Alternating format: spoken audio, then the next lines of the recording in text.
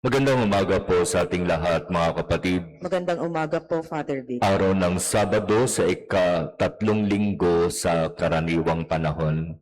Halos nasa kalagitnaan na tayo ng 40 araw na paghahanda ngayong Kwaresma.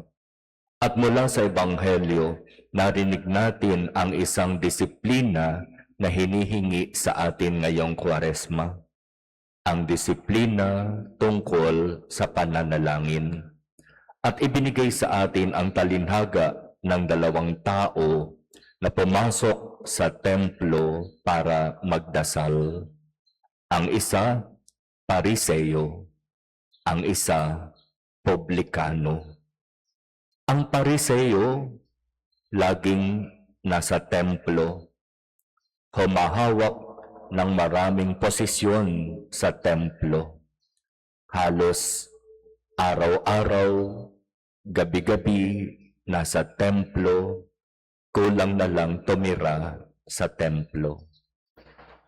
Ang Publikano, hindi laging nasa templo. Siya'y makasalanan, kilalang makasalanan, namumuhay sa kasalanan. At sinasabi ng talinhaga, itong 2 tao na ito ay pumasok sa templo. Ang Pariseo, tuloy-tuloy hanggang sa harapan. At nagsimula siyang magdasal. O Diyos, nagpapasalamat ako sa iyo sapagkat hindi ako katulad ng iba. Sila, mga magnanakaw yan, mandaraya, nangangalunya, samantalang ako, nagbibigay ako ng 10 ng lahat kong kinikita. Lagi akong nagsisimba, lagi akong nagdarasal ng rosaryo, at lagi akong nagbibigay sa mga humihingi sa akin. Ganyan ang panalangin ng Pariseo.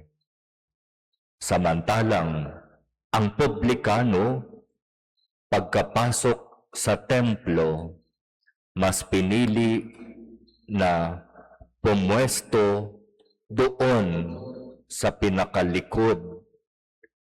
Halos hindi maiangat ang ulo, dinadagukan ang kanyang dibdib at sinasabi sa kanyang panalangin, O Diyos, mahabag po kayo sa akin na isang makasalanan.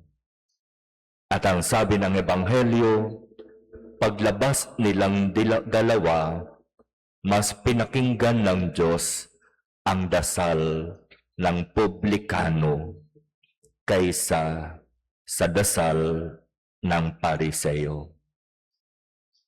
Mga kapatid, ang paalaalang ito ay napakahalaga para sa atin.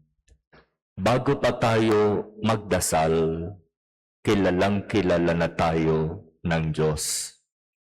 Alam na alam niya ang lahat ng ating iniisip, sinasabi, ginagawa. Kaya kapag tayo ay lalapit sa Diyos sa pananalangin, huwag na tayong maglitanya ng lahat ng sa tingin natin mabuti o maganda nating ginagawa. Kapag lumapit tayo sa pananalangin sa Diyos, magpakababa tayo. Aminin natin ang katotohanan. Tayo'y makasalanan. At wala tayong pwedeng ipagmalaki o ipagmayabang sa Diyos. Kung gusto nating pakinggan ng Diyos ang ating dasal, tularan natin ang halimbawa ng Publikano.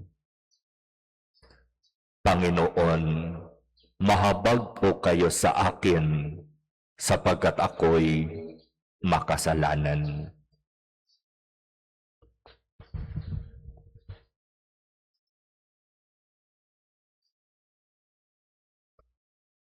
Amen.